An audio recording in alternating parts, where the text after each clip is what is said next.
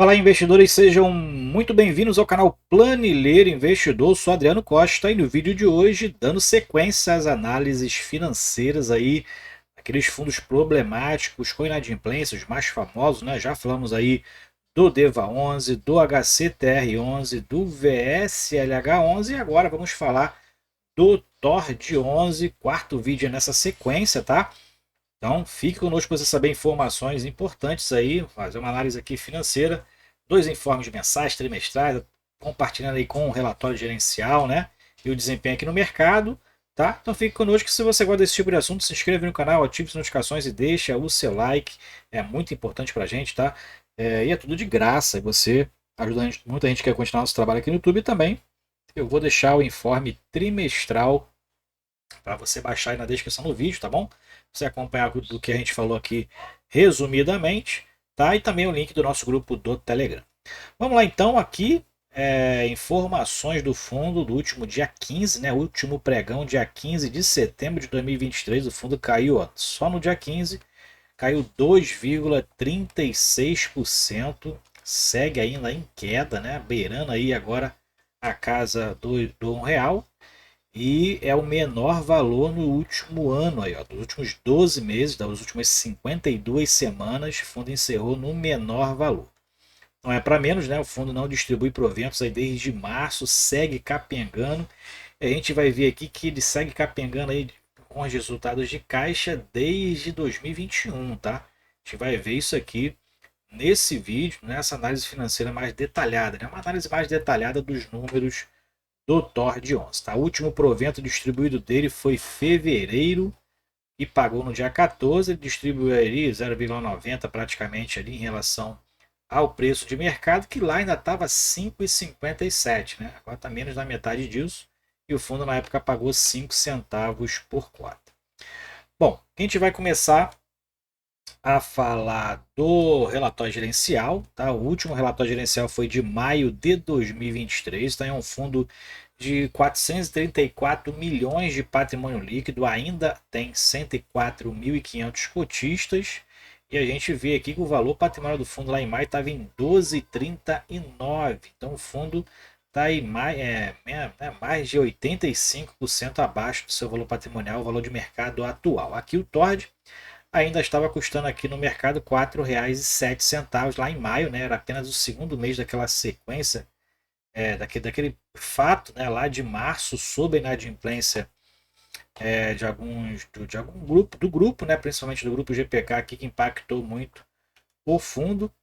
E a gente indo lá para uma análise da demonstração a regime de caixa, tá? Porque em fevereiro esse fundo, os fundos da R Capital, inclusive também da Hectare, que é a mesma coisa para mim, né? O regime passou a compartilhar os demonstrativos a regime de competência e a regime de caixa. Então, para o cotista, né, para ele saber a saúde financeira do fundo, a distribuição, se ela é sustentável ou não, a gente tem que analisar aqui o demonstrativo de caixa, tá? Então, ó, o fundo distribuiu o último em fevereiro, R$ 1.753.000 foi a distribuição de caixa, e o fundo já segue com um acumulado negativo já há muito tempo, tá?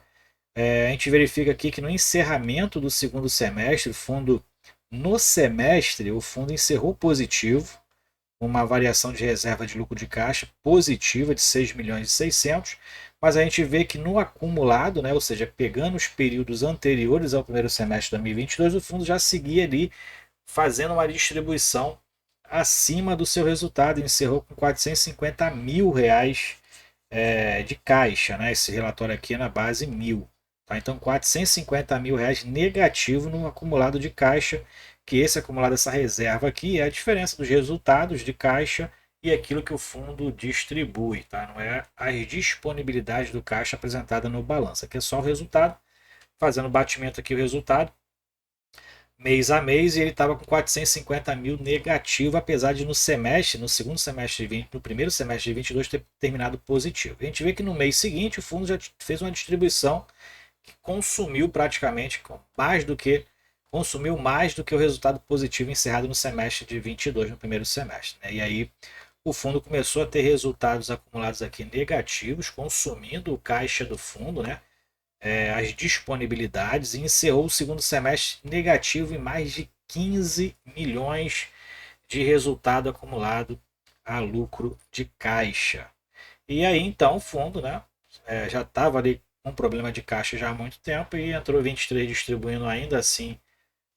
Entrou janeiro, distribuiu menos do que o resultado. Na verdade, em janeiro é que ele teve um resultado de caixa positivo, né? Distribuiu até menos do que o resultado, acumulou um pouquinho, né? Diminuiu na verdade o negativo. E aí, no mês seguinte, já fez aquela barbaridade aqui de novo, né?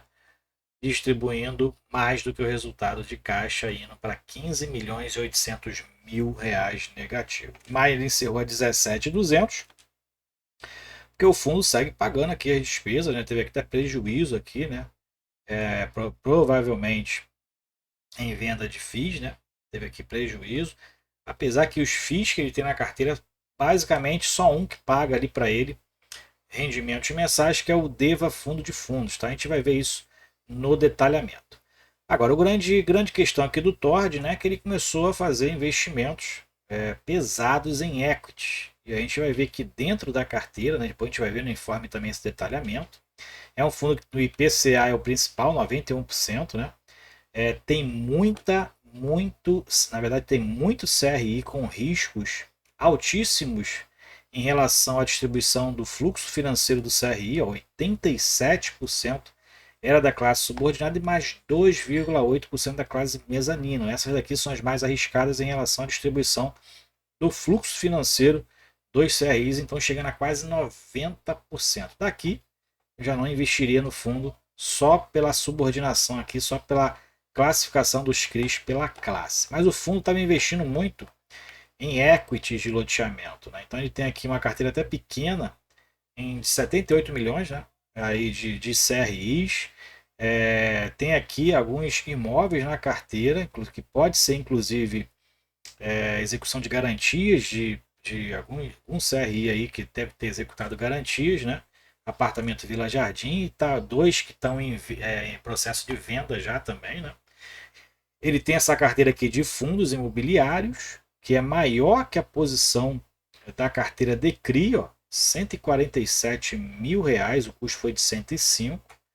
E aqui são os equities, que corresponde aí a 160 milhões dos investimentos que o fundo fez. Né? E aqui tem dois apartamentos que foram vendidos, né? E está em processo de recebimento de valor. Então, provavelmente isso aqui foi alguma garantia que o fundo teve em algum CRI, alguma garantia executada. Né?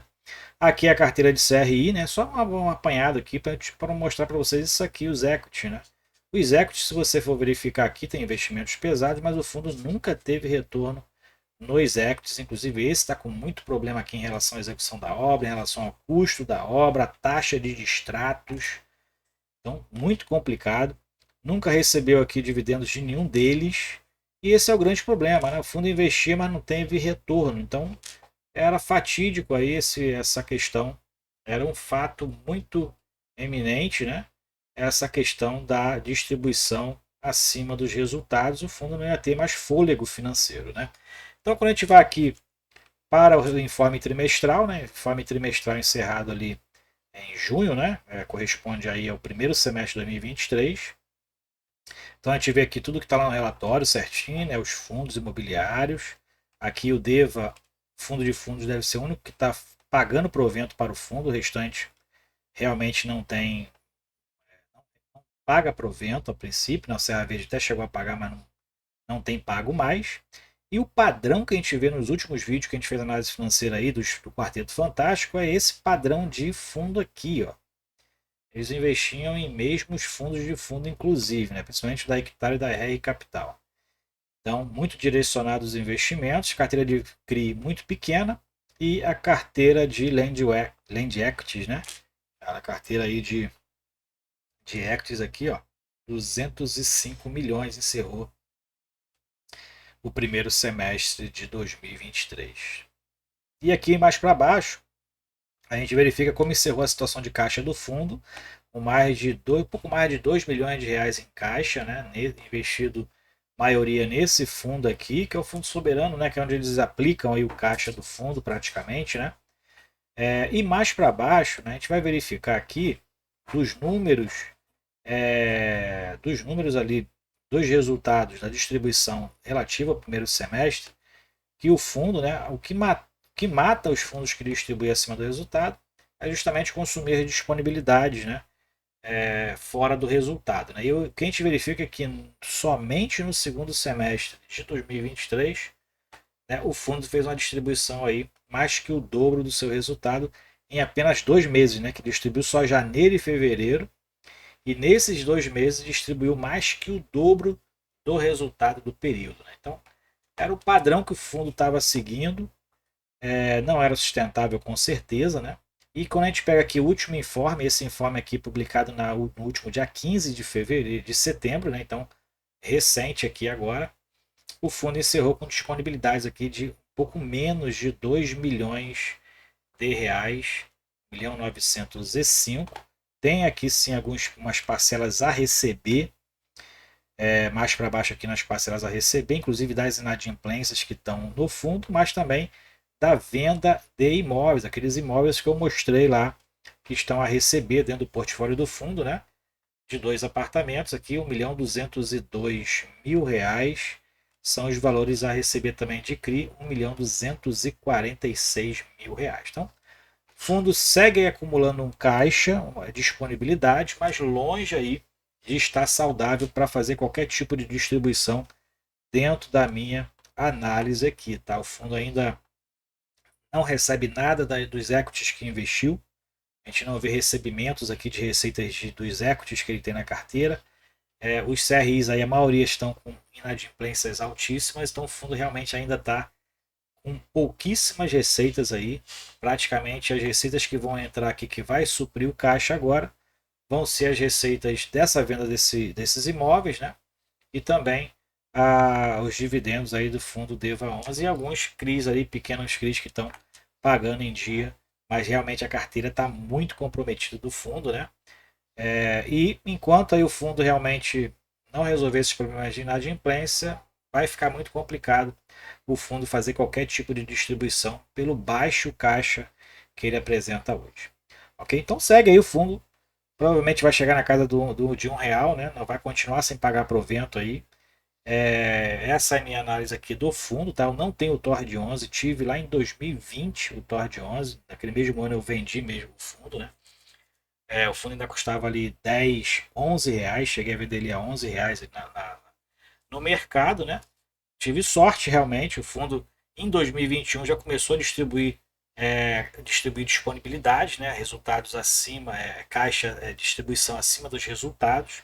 E em 2020 eu já tinha me desfeito do fundo, porque eu tinha outros fundos de CRI, né? Então eu meio que me desfiz de alguns para poder equilibrar a carteira e foi uma boa venda, vamos dizer assim, né? Mas é isso aí. Se você tem alguma opinião sobre o Tord 11, a expectativa que você tem sobre ele, compartilhe com a gente nos comentários e coloque também nos comentários suas sugestões de vídeo. A gente vai fazer o possível aqui para atender vocês, ok? Fique com Deus, até o próximo vídeo. Tchau, tchau.